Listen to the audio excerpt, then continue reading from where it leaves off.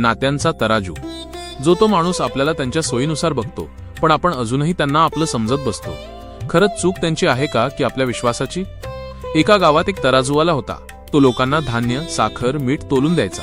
पण एक गोष्ट खास होती, त्याच्या तराजूचे दोन्ही पडले कधीच समान नव्हते. एक दिवस एक तरुण त्याच्याकडे आला.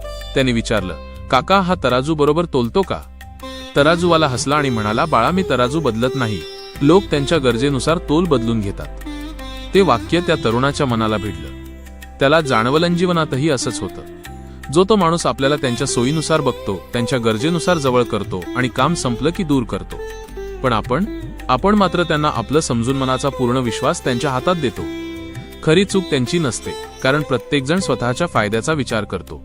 चूक आपली असते, आपण नात्याचं वजन चुकीच्या तराजूत तोलतो. नातं जपताना प्रेम द्या, पण स्वतःचा मान आणि स्वाभिमान कधीही तडजोडीत टाकू नका. कारण नात्यांचा तराजू नेहमी दुसऱ्याच्या हातात नको, तो आपल्या आत्मसन्मानाच्या आधारावर असावा. श्री स्वामी समर्थ.